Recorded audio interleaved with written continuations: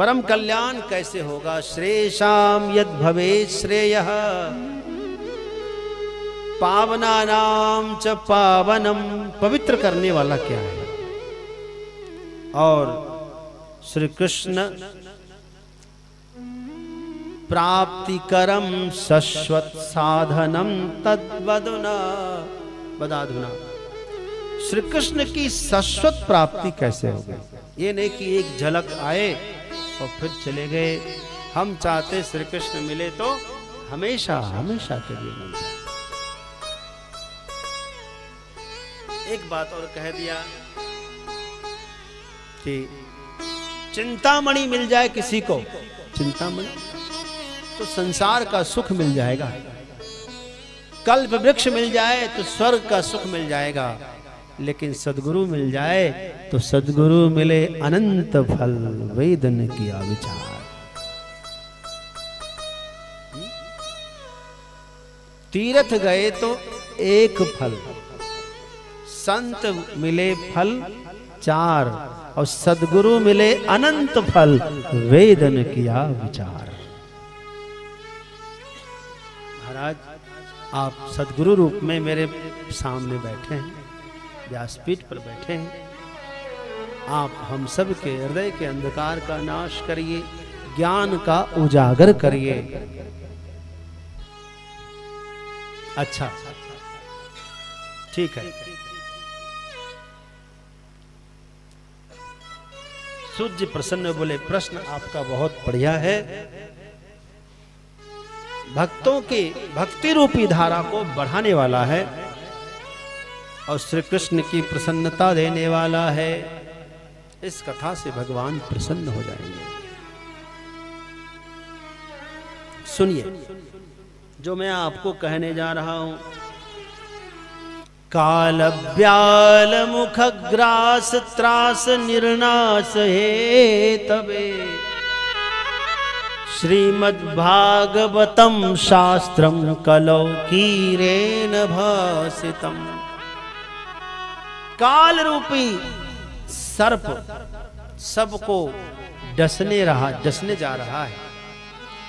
इससे बचना है तो श्रीमद् भागवत की बूटी ले लीजिए, बच जाएंगे, नहीं तो बच नहीं पाएंगे।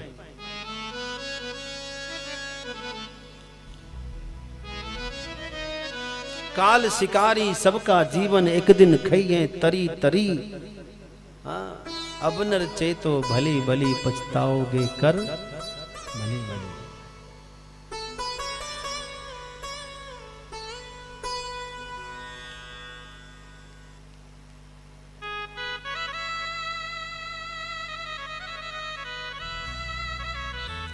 भीम अर्जुन पांचों पांडव गए हिमालय गली गली। गल गए हिमालय में कि नहीं? औरों की क्या गिनती कहिए, राम कृष्ण भी चला चले। और राजा रंक सब चली जाइए, रावण ऐसो बली बली।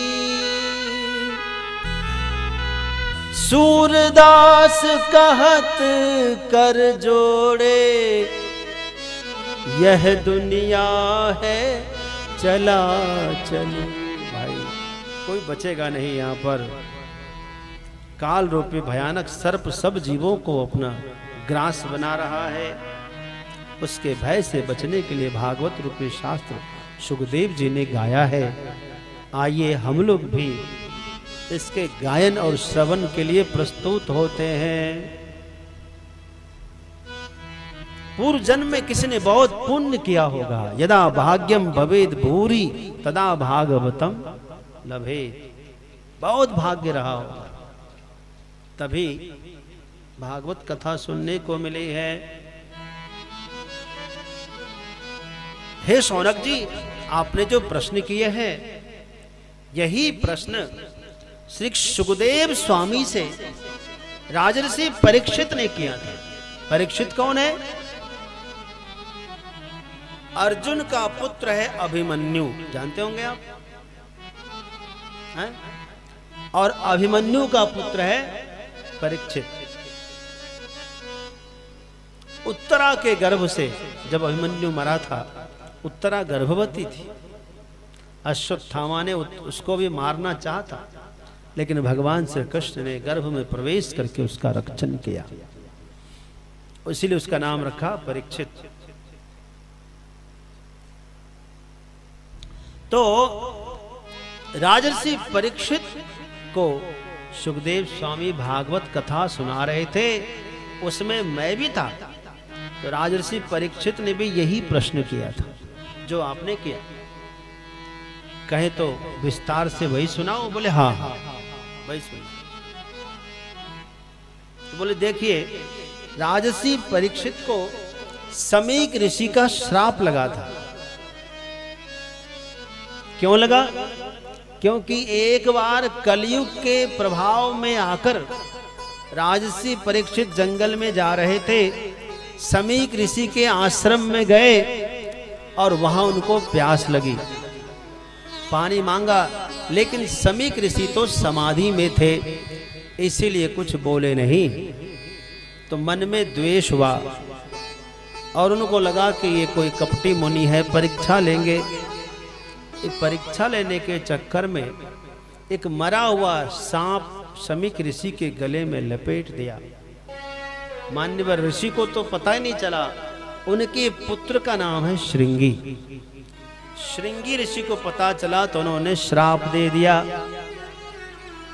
कि इति लंघित मर्यादम तक्षक सप्तमेनि दंक्षति स्म कुलांगार कृपया कालनोदितः। श्राप देता हूं, 7वें दिन तक्षक डसेंगे तुम्हारे मृत्यु हो जाएगी। श्रृंगी के श्राप का जब ज्ञान हुआ तो राजर्षि परीक्षित ने हस्तिनापुर छोड़ दिया और गंगा जी के द्वार पर, कहां पर, शुकतीर्थ में चले आए। प्रार्थना किया तो भारत के सभी ऋषि मुनिबिन उनको आशीर्वाद देने के लिए आए। उन्हीं में श्री सुखदेव जी आए, वहां मैं भी था। उस प्रसंग का ही विस्तार सुनाए। बहुत अच्छा गुरुदेव, बहुत अच्छा। और अब आप ये बताइए मुझे, इस कथा को कहां कहां किसने किसने कही और क्या क्या फल मिला? बोले एक तो ये हुआ, सर्वप्रथम कथा ये हुई। उसके बाद कलयुग के प्रवेश होने पर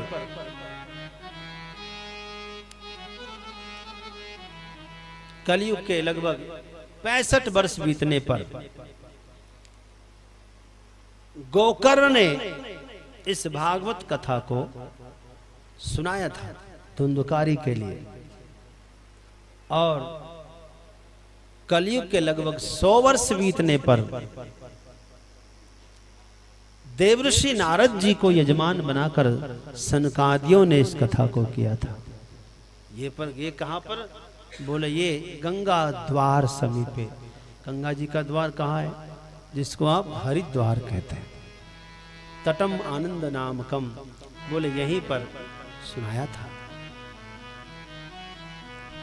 तो बोले बड़ा आश्चर्य लग रहा है, लेकिन पहले मुझे एक एक करके सुनना है।